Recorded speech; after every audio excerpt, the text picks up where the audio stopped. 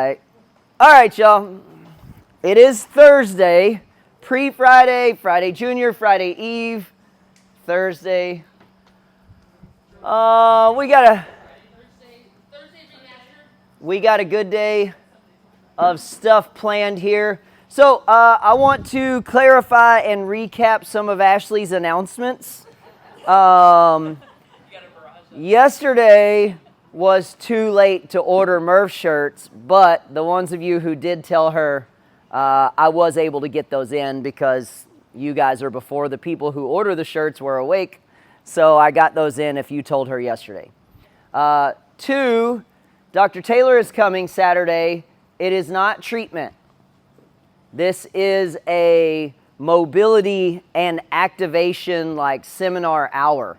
Not seminar like he's going to stand here and talk and we're all going to sit there. More like he's going to show us how to activate important muscles. If you don't know it, especially if you've never been to somebody like him, you have muscles that don't turn on until you intentionally turn them on. So for example, if you go start squatting, it doesn't mean all your leg muscles, glute muscles, all those muscles just perfectly turn on and start working. Some of us sit in a certain way, we sleep in a certain way that muscles turn off, and then you go to squat and those muscles don't come on, and then your squat feels weak or terrible or imbalanced or your knee hurts. So what he's going to do is come in from Saturday from 9 to 10, and we're going to spend an hour learning how to activate different muscles, which is important. For example, I've been having ankle problems since last summer.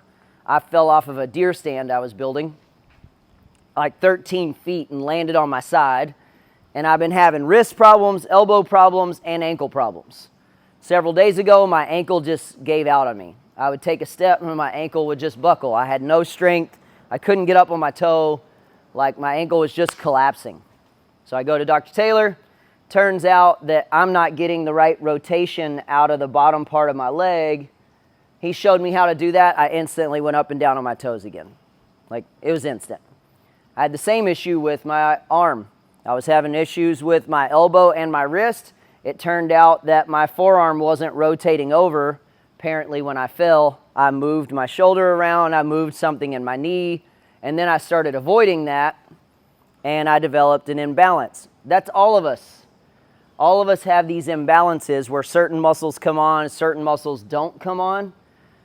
So you, as an individual athlete, have to learn, oh, my knees go in on a squat, so I need to activate these muscles. Oh, I end up on my toes all the time, so I'm overusing this muscle and I'm not using this. So the point of Dr. Taylor coming Saturday is to help us learn how to activate the muscles in our own bodies that are either weak or inactive, and stretch, roll, all kinds of other cool little techniques. The goal is to help us get ready for Murph. I wanted him to come the Saturday before Murph, help us all get real loose before we go and attack some giant workout. And he said, well, why don't I come the weekend before Murph, the 2 weekends before, so you can have a whole week to work on getting those muscles activated, those other muscles loose, and then I'll come that Saturday before Murph also. So he's going to come for 2 Saturdays in a row from 9 to 10 o'clock. So if you guys want to come to that, come on in, and then we'll do a group workout after that. But it's free, doesn't cost you anything. He's just being nice, wanting to share knowledge that he has and help us out because I've been working with Taylor forever. Anyway, today we've got 5 minutes of cardio. You got 20 seconds of that knee drive. Get into that lunge position, push your knee out to the side. You know, if you're getting to the point where this doesn't feel difficult for you, you can add rotation in there. You can also activate and squeeze that rear glute while you're trying to open the other leg up, and that's going to help to clean up some hip and low back issues. Overhead tricep stretch, one arm over your head, pull that behind, open all this up. Then you're going to hang from the rig for 20 seconds. Hands about shoulder width or wider.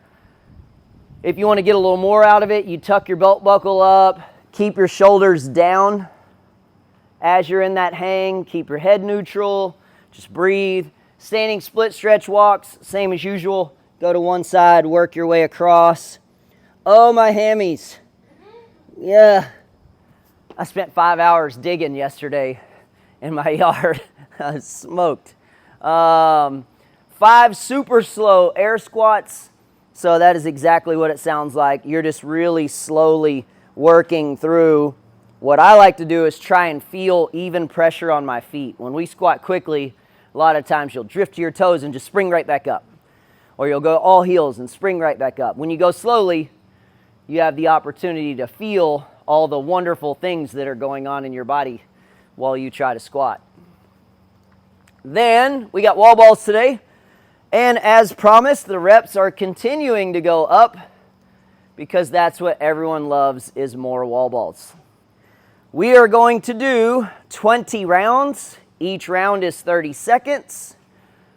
You've got either 4, 5, or 6 reps every 30 seconds. So whatever you did last week, add 1 rep to that and continue to work on hitting your range of motion, continue to work on your breathing. I had a little conversation with my son yesterday. My youngest son, Cash, is outside digging the hole with me. And every time he went to dig, he'd hold his breath and be like, ah, ah. And I was like, oh, you ain't going to make it. You got to learn how to breathe and work at the same time. Well, that's true for us. If you haven't figured that out yet, you're probably not getting very good scores if you're holding your breath while working. If you're doing one heavy, super heavy rep and holding your breath, sure. But something like 4, 5, or 6 wall balls, you hold your breath while you go through that, your blood pressure, your heart rate, everything is going to continue to increase every single round, and eventually you're not going to make it. So you got to learn how to breathe while moving through this range of motion. But it is a full squat, that's part 1. And then make contact with the target, that's part 2. String it all together, catch your breath, get ready for the next one. If you haven't done this yet, it's super fun, you'll love it. Ish. And then we go into the main WOD, which is a workout that was sent to me from RP Strength, which, if you don't know, RP Strength is the company that makes the RPM jump rope, which, what a surprise, that's a big jump rope workout that they sent.